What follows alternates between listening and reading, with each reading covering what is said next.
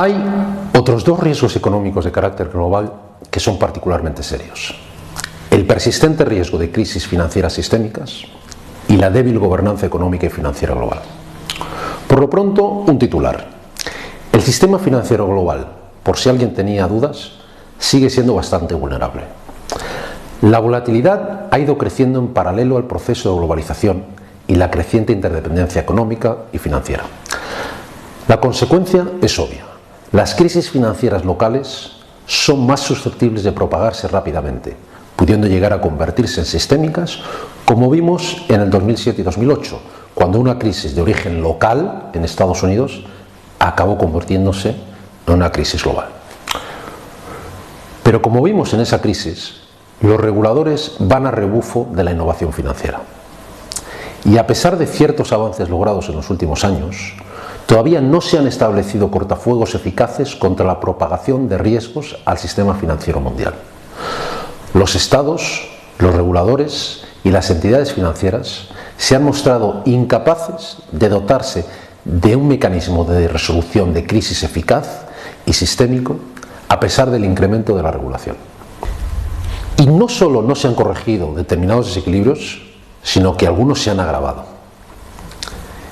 Algunas entidades financieras sistémicas son más grandes, el sistema bancario en la sombra, escasamente regulado, es cada vez mayor, y las heterodoxas iniciativas de los bancos centrales han inundado el mercado de liquidez, incrementando el riesgo de burbujas de créditos, generando un aumento de precios de los activos y distorsionando el papel de los tipos de interés como mecanismo de identificación del riesgo.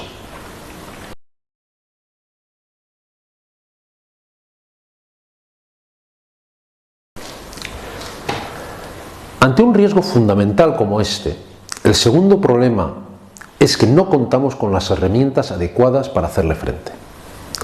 La gobernanza económica y financiera global no es lo suficientemente efectiva y va siempre por detrás de un mercado financiero globalizado e integrado, donde los movimientos de capital son muy difíciles de monitorizar y regular adecuadamente.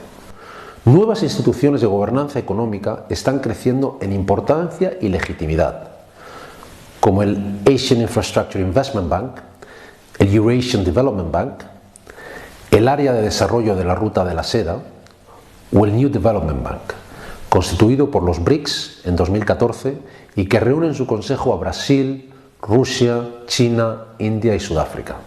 Es todavía una institución menor de gobernanza económica, pero con un potencial importante, tanto en términos económicos, ya que han acordado un primer fondo de 100 billones de dólares, como geopolíticos. Todas estas instituciones financieras constituyen un contrapoder importante al dominio occidental de la gobernanza económica.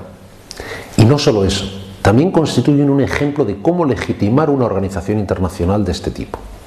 A diferencia del Banco Mundial o el Fondo Monetario Internacional, en el New Development Bank cada Estado tiene un voto y ninguno tendrá derecho a veto. Más allá del reajuste institucional que está viviendo el modelo de gobernanza económica y financiera global, las divergencias entre las políticas estadounidenses, japonesas y europeas son cada vez mayores por la divergencia de intereses y necesidades. Los actores clásicos de gobierno económico mundial, es decir, las grandes áreas económicas de la segunda mitad del siglo XX, viven actualmente dinámicas muy distintas, que las conducen a políticas económicas también diferentes. Es especialmente preocupante la situación de la Unión Europea y de Japón, que se enfrentan a un posible estancamiento secular de su economía que podría llevarles a tendencias deflacionarias. Acumulan una deuda elevadísima, tanto pública como privada, su población envejece rápidamente y la productividad está estancada. Para que os hagáis una idea, mientras Estados Unidos seguirá ganando población de aquí a 2025, en el mismo periodo Alemania perderá 6,5 millones de trabajadores, cifra equivalente a la fuerza laboral de toda Baviera, su motor regional más relevante. Para 2030, su relación entre población activa e inactiva será del 20%, por lo que necesitará un flujo inmigratorio constante. Para que lo entendáis, el crecimiento económico es función de los factores de producción. Uno de los más importantes es la población. Y si estructuralmente estamos en una era, en países como Japón o la Unión Europea, de decrecimiento demográfico, eso inevitablemente tendrá un impacto sobre el crecimiento. Estas divergencias ya se aprecian también en política monetaria. Mientras en Estados Unidos la Reserva Federal ya ha puesto en marcha políticas de reducción de liquidez, lo que se viene a llamar tapering, Europa y Japón van en la dirección opuesta, por necesidad. La Unión Europea acaba de comenzar su plan formal de expansión cuantitativa, con el que el Banco Central Europeo está inyectando liquidez para evitar que la economía europea caiga en una anemia crónica. Por su parte, Japón prosigue con una política muy agresiva de estímulos, siguiendo las 3 directrices de lo que ya se conoce como Abenomics, por el primer ministro Shinzo Abe. Y estas 3 son el estímulo fiscal masivo, una flexibilización monetaria por parte del Banco de Japón y reformas estructurales que impulsen la competitividad.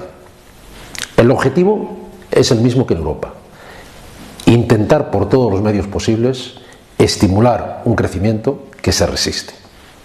A todo esto hay que añadir otro factor que está frenando la convergencia hacia una gobernanza económica y financiera global: la creciente dependencia de bancos centrales que, como hemos visto, van en direcciones opuestas. En Europa, el Banco Central está, como hemos dicho, inmerso en una activa política de expansión monetaria. La teoría es la siguiente: el Banco Central crea dinero para comprar bonos de instituciones financieras, lo cual provoca una rebaja de los tipos de interés, que permite a empresas y hogares gastar y o invertir más, lo que a su vez genera más gasto y empleo, consiguiendo, en principio, el repunte de la economía. Sin embargo, como hemos visto, en Estados Unidos el proceso actual es el opuesto: intentar restringir la liquidez que se ha estado creando durante todos estos años. De hecho, hay un amplio debate sobre la efectividad de estas medidas de expansión cuantitativa. Para muchos, su adopción es lo que ha permitido a Estados Unidos evitar otra gran depresión. Y el estancamiento europeo viene precisamente por no haberse dotado antes de este tipo de política monetaria más laxa y haberse excedido en las políticas de austeridad.